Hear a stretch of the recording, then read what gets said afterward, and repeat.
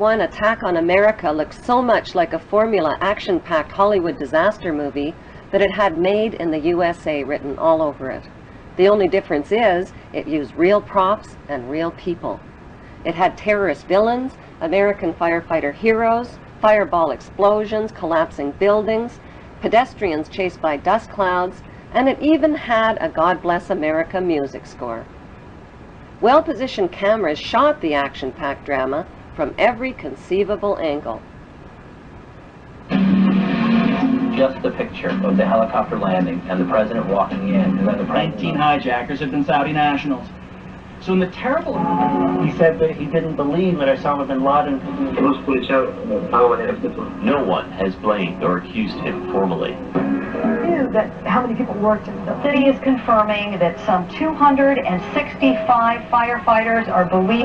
None of us will ever forget this day. People will knock these buildings down. We'll hear all of it soon. America Remembers, Sunday, 83rd. The timing, the title, and the eerie advertisement for Harvey Weinstein's Lord of the Rings movie called The Two Towers was a prophetic and disturbing coincidence. Profits from the Two Towers movie were small change compared to the 911 reality disaster movie, which has become the world's top-grossing production of all time. The only thing missing are the 911 producer, writer, and director credits. But it doesn't take an Enron accountant to figure out who's cashing in. During the first week, the 911 producers made a spectacular fortune just on the stock market alone. How? By knowing in advance that the stocks in airline and insurance companies associated with the 911 crash would fall in value. Using that inside information, they made negative bets on the stock market called put options. Put options are bets that a certain stock will fall in value by a certain date. It's big risk gambling, unless you've got inside information that can turn your bet into a sure thing. But that's illegal if you get caught at it. Put option bets on the decline in 911 related airline and insurance stocks skyrocketed by a whopping 600% just before 911, which means that somebody knew about the attacks before they happened. Who exactly were those somebodies? Merrill Lynch and HSBC, Morgan Stanley Dean Witter, the Bank of America, weapons manufacturer Raytheon, the Lehman Brothers, General Motors, Swiss Re, Munich Re, and AXA Re Insurance Company, which owns 25% of American Airlines. These insiders bought put options through Deutsche Bank. Most demanding clients trust Deutsche Bank to perform. Deutsche Bank, a passion. Buzzy Krongard, the former executive director of the CIA, just happened to be the manager of Deutsche Bank. And so the profiteers from 911 were not Osama bin Laden or his band of US-trained Arabs. They were blue-chip Israeli, US, and British businessmen. Within the first week, the 911 producers sucked up $40 billion in box office profits from US taxpayers who were hypnotized, terrorized, and traumatized by the infinite reruns. Think of it as a conspiracy theory true or false test. A. When George W. Bush started his first oil company, who helped fund it? Osama bin Laden's brother and brother-in-law. True or false? B. After a terrorist bomb at a barracks in Saudi Arabia killed 19 Americans, who got the multi-million-dollar contract to rebuild? The bin Ladens. True or false? C. On the morning of September 11, 2001, who was in a meeting at the Ritz-Carlton Hotel in Washington? George Bush Sr. and Osama bin Laden's brother. True or false? Actually, the answer could be D, all of the above. Because believe it or not, as far-fetched as they sound, each and every one of those things, the bin Laden link to the Bush Oil Company, the bin Laden construction contract after the terrorist bomb, and the bin Laden-Bush meeting on 9/11, is true. Many of the facts surrounding the events of 911 point to a cover-up, like the fact that the Bush administration ignored all of the advance warnings of the 911 attacks. Warnings from FBI agents like Colleen Rowley and from the famous Phoenix memo were not only ignored, they were suppressed. FBI Deputy Director John P. O'Neill quit his job when his investigation of Osama bin Laden was blocked. According to a September 24th Newsweek article, top Pentagon officials canceled their travel plans for 911 because of security concerns. While the American public were sitting ducks, all of America's political, military, and corporate VIPs were kept out of harm's way. 2 Muslims accused of the 911 hijackings took their flight training at Rudy Decker's Huffman Aviation School in Florida. Rudy Decker's is linked to the CIA and drug smuggling through Carib Air and Britannia Aviation, which shared the same small Venice airport with Decker's. The media reported that on the night before the attacks, accused ringleader Mohammed Atta and 2 other Muslim hijackers got drunk, fondled naked dancers in a Florida strip club called Shuckums, forgot their business card and their Quran holy book at the bar, publicly bashed America, and loudly boasted about impending bloodshed the next day. Would devoted and highly secretive Muslim hijackers risk their planned mission by attracting so much negative attention? And why were they in Florida instead of Boston the night before their suicide flights? On the early morning of September 11th, 19 Muslim men well known to intelligence and security agencies supposedly waltzed past airport security checks, boarded 4 passenger planes, and turned them into deadly missiles without even a hitch.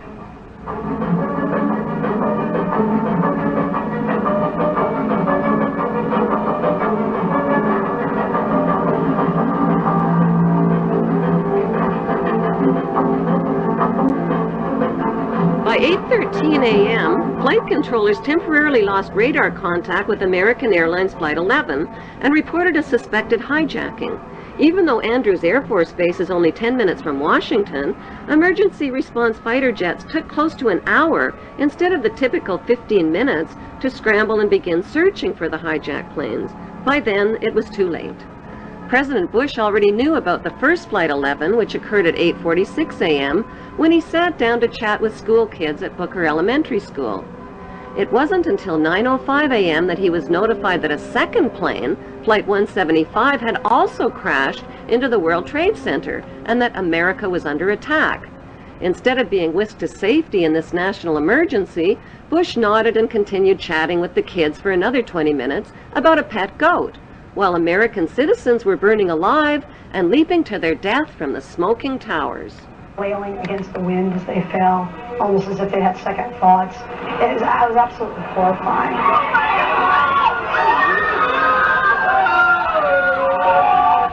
And you don't have to be a conspiracy theorist to wonder exactly what President George W. Bush knew about the attack, and when he knew it. According to the official White House version, it was at this moment in a Florida classroom that Bush learned the second plane had hit the World Trade Center and that the U.S. was under attack. But here's what George Bush himself said almost 3 months later when asked about September 11th. I was sitting outside the classroom waiting to go in, and I saw an airplane hit the tower of a TV. You know, the TV was obviously on, and I used to fly myself, and I said, well, there's one terrible pilot. And I said it must have been a horrible accident. But I was whisked off there. I didn't have much time to think about it. Now wait a minute. George Bush was told about the second plane while he was inside the classroom. So you just heard him describe seeing the first plane crash on television that day. But that's impossible. No one saw the first plane crash on TV on September the 11th because the videotape of it didn't surface until the next day. At 9:55 a.m., President George W. Bush took off in Air Force One with no escort or protection from fighter jets and circled around for the next hour. Why was the president's plane airborne and unescorted for an entire hour while hijacked planes were roaming the skies? The inexperienced hijacker pilots who took only a simulated flying course reportedly flew the third hijacked plane, Flight 77, into a Top Gun 270-degree turn, bypassed the offices of the Joint Chiefs of Staff, and crashed into an insignificant part of the Pentagon that was under renovation. Emergency response Air Force fighter jets were finally airborne when a fourth hijacked plane, Flight 93, crashed into a field in Pennsylvania at 10:06 a.m. The media reported that passengers overpowered the hijackers, but nearby residents saw U.S. fighter jets overhead and gave eyewitness reports of debris falling from the sky. That debris was found 8 miles away, indicating that the plane had been shot down. Within hours of the 911 hijackings, a massive Blame the Muslims campaign was launched by CNN and the media and continues to this day. In less than 48 hours, the names and mugshots of 19 accused Muslims were flashed across TV screens. If government investigators knew nothing, how did they identify 19 Muslim men as the hijackers so fast, from fake passports and with no DNA evidence? How could Muhammad Atta's passport survive the fireball explosion that supposedly cremated him, fly out of his pocket, fly out of the incinerated plane, flutter to the ground into 2 feet of debris, and end up in readable condition in the hands of investigators, all within 48 hours? Why did 19 Muslim men even need passports on domestic flights? How were passports found but not the plane's voice recorders? Why did the hijackers need passports they would never use again after their suicide flights? And why were the 19 accused Muslims not under surveillance on 911 if they were so easy to identify? The suitcase of accused ringleader Muhammad Atta was never loaded onto the hijacked plane and conveniently fell right into the hands of investigators. It was jam-packed with incriminating evidence, including a Quran, a how to fly a commercial airplane video, and a fuel consumption indicator. Why would a hijacker about to die on a suicide mission pack a suitcase? It seems Muhammad Atta was a very forgetful ringleader who carried around a lot of Quran holy books. He reportedly forgot one Quran in a Florida strip club, another in a rental car, and still another one in his lost suitcase at the airport. More incriminating evidence of flight manuals written in Arabic were found within hours of the attacks in parked rental cars at the airports. Why didn't the terrorists take a taxi to the airport? Can they be that smart and that stupid at the same time? The conspicuous trail of planted evidence continued 3 weeks after the 911 attacks, when anthrax letters killed 5 people and were clearly worded to throw the blame on Muslims. Death to America, death to Israel, Allah is great. It has since been proven that the anthrax came from a U.S. Army lab and was never mailed by Muslims. Were the 19 Muslims accused of the hijacking set up as patsies and framed? If so, who set them up? Right after the attacks, CNN deceptively and repeatedly showed an airport security video of Muhammad Atta. CNN neglected to tell viewers that the video showed Muhammad Atta boarding a plane at Portland, Maine, not the hijacked plane. There are no airport security videos of any of the 19 accused Muslims boarding any of the hijacked planes.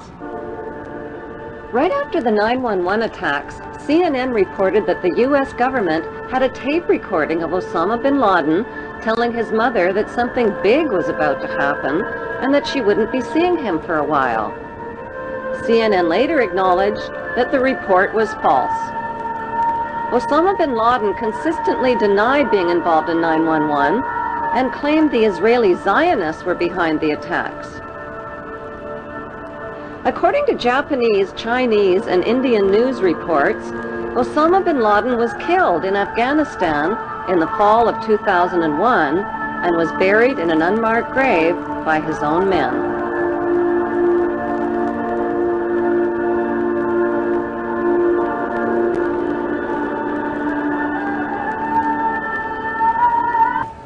Following the money trail, Osama bin Laden. Army sources telling me, even via Iraq, via other places overseas, we know where he is. We're on him. It's just a matter of time. Do you agree with that? I believe he's dead. Really? I'm 98% positive that we killed him in December of 2001 during the Tor Bor campaign. I've seen no proof of life since then, regardless of these tapes that are cobbled together. On Halloween 2004, just before the U.S. presidential election, this man, dressed in an Osama bin Laden costume, confessed to the 911 attacks, scared American voters, and tricked them into treating George Bush to another 4 years in the White House.